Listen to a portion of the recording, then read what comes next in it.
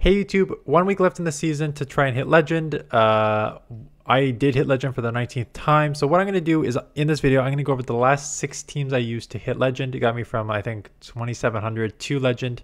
So I'm going to go over the teams and explain their place in the meta, why they work, and go from there. So team number 1, this is my only Retro Cup team. The rest of them were from the Great League. But this Retro Cup team got me from like 2,650, 2,700 to 2,825. Primate Frep Dusclops. Now, this team obviously has way more play in the Retro Cup because Fairy was banned, so Primate had more freedom, and so did Ferret because Fairy resists the Sucker Punches. And at the same time, Dark was banned, so Ferret and Dusclops had more play because they didn't need to worry about the Dark. So this team had way more play in the Retro Cup. Now, I still think it has a lot of play in the Open Great League because Primate is fantastic on the lead, where you can, depending on what the lead is, if it's a bad lead, you immediately swap into like Ferret and just play out that matchup. Or if it's a okay lead, you can then determine if you want to Rage Fist and close combat your way through. And the strength of the backline is that you have 2 bulky Pokemon in Ferret and Dusclops, Dusclops being way more bulky, but also 2 Pokemon in the back that can spam. So what I like about this team is you have Primate that can get to close combat in 10, Ferret that can get to Swift in 10, and Dusclops that can get to Shadow Punch in 9. So it's a very spammy team, hard hitting with close combats, spammy, bulk in the back. Cover each other's weaknesses more or less, right? Primate is going to be weak to, again, you don't have an amazing Fairy answer, but Dusclops is going to be weak to Dark. Primate will deal with that. Ferret is a pretty good safe swap, only being weak to fighting. So that team worked out very well for me in the Retro Cup. Again, it has more play in the Retro Cup, but I think it should have some play in the Great League. Okay, so then we went to the Great League, and we started with the core that you are probably seeing a crap ton of already, and that is Shadow Malamar and Tinkaton. Shadow Malamar gets by with,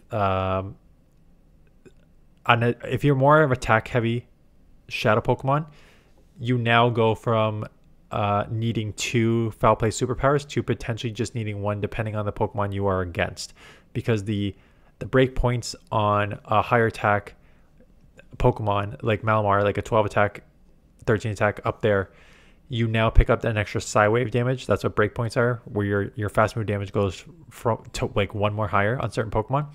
So with a higher attack wave, Shadow Malamar, your Psywave attack goes higher, and Psywave is already a fantastic move with the Shadow bonus and a superpower, which is a over 2 damage per energy move on a without the Shadow.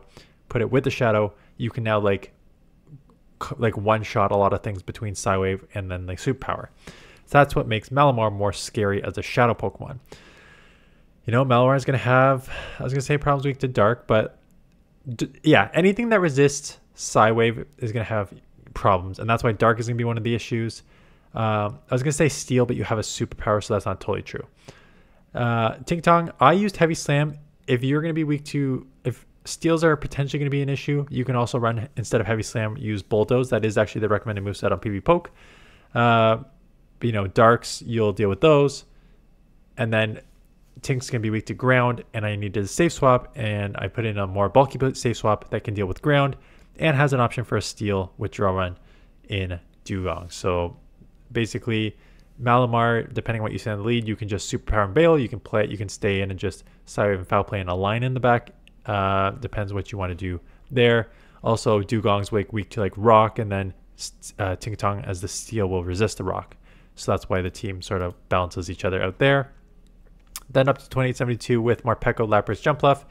Again, a very straightforward, balanced team. The core that has worked for the last like 2 or 3 seasons now. How long has Morpeko been out? Was Morpeko Talonflame. I decided that I want to run Jumpluff, but you can run the Morpeko Talonflame core if you want. And then I used Lapras as the safe swap just because it is bulky and it is very spammy with the Sparkling Arias. So that's a pretty straightforward team.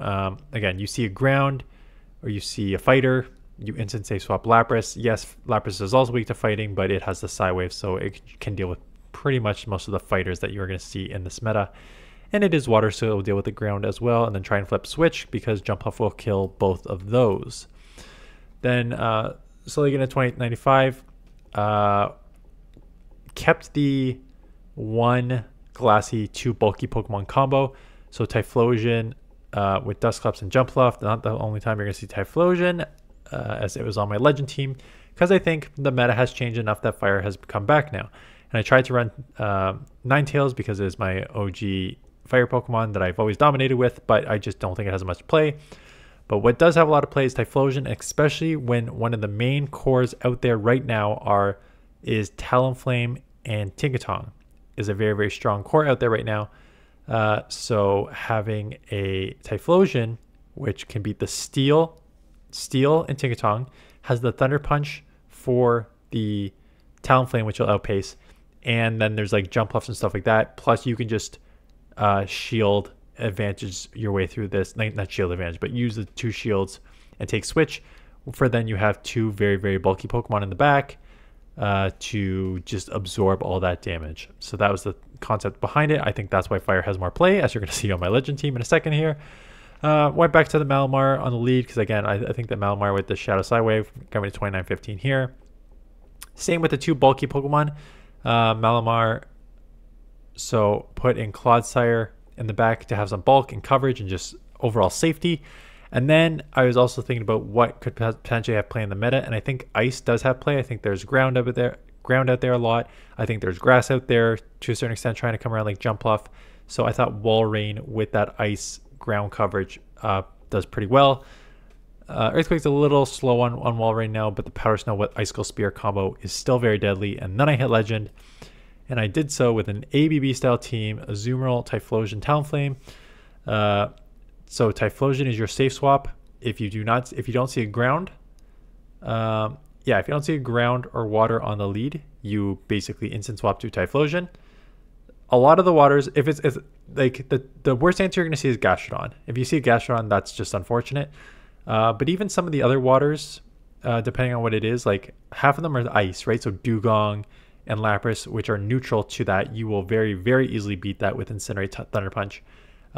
If it is a just pure ground user like Marowak or Claydol, you're obviously going to lose, but you'll probably grab a shield with Blast Burn, and then you come back in with a Azumarill, beat it with the Bubble, Ice Beam, and then Talonflame in the back to roam free. Obviously, Rock is the same thing, so Typhlosion is going to have problems with ground and Rock and Water, and Azumarill should be able to deal with all of those, and then Talonflame in the back. Toxapex is a little tough because Toxapex just kills Azumarill, but again, those Thunder Punches come very, very quick on Typhlosion, and Brave Bird is going to do an insane amount of damage too. So I think why I like these 2 Fire Pokemon over all the other Fire Pokemon is because the Thunder Punch coverage on Typhlosion gives you a great coverage, plus the Blast Burn there's a very few Pokemon that I can say this with, but Shadow Typhlosion does not care about your typing, so Shadow Blast Burn is going to probably scare most water type Pokemon too anyways. Plus you have the Thunder Punch coverage, and then you have, again, Brave Bird. Having a Blast Burn and a Brave Bird combo in the back that you can just kind of throw nukes and have just a Azumarill, like, don't use shield on a Azumarill. Just take out all the answers to the back Pokemon. This team got me at a Legend. I did pretty well with that. Again, Typhlosions are starting to show up now. I've already showcased Typhlosion on an earlier team. I think people are starting to recognize that there are a lot of things that Fire is going to do well against right now. But you just need to cover your... So you can run a more balanced team. If you're scared to run ABB style teams, I get it. If you're like don't want to run this team, you can do something like Typhlosion Azumarill with like a safe swap, or Talonflame Azumarill with a safe swap, just to give you a little more balance if you don't want to run these. But this is what I hit Legend with. Those are how you play the teams. Those are the strengths and weaknesses. So good luck on the grind. 1 week left. So this afternoon I've got some speculation for move updates. Go over what needs to be buffed and nerfed and everything. More buffs needed in my opinion than nerfs, but we'll go over that this afternoon. And then we'll cover some other Great League teams that you guys submit in the description. Please do. I've only got one more. I've only done one more team, and it is a very, very ugly, like, fast move damage, just brutally RPS team. Because once I hit Legend and I got my Pika Libre, my 19th Pika Libre, no shinies, unfortunately. But yeah, once I hit Legend, I threw a bit to other people who are trying to run to Legend, and now I'm just screwing around to try and get some dust. So if you want to submit some battles, link in the description. Although, you know what? Never mind. I need it before. You know what? No, send me some battles because I'll be home by Saturday. I can maybe showcase 1 or 2 more. I forgot though. I'm headed, I didn't forget, but I'm headed to. Actually, this is Tuesday morning, so maybe I can do some tonight. Tomorrow morning, I'm headed to Toronto for 3 days for a work conference. So Wednesday, Thursday, Friday, I'll be in Toronto, which means my ability to, like, if you send me a Great League team Wednesday morning, I'm probably not even going to be able to look at it till Saturday. So maybe you'll go up on like Sunday or Monday. So yeah, it'll be tough for me to record over the next 3 days. So I'm probably going to need to just try and get ahead on videos now, but I won't be able to get ahead on the news video. So hopefully that drops before it's Wednesday. I do not expect it to, which means I'll have to cover it maybe from my hotel room in Toronto. Anyways, that is it. Thanks for watching. See you guys in the next one.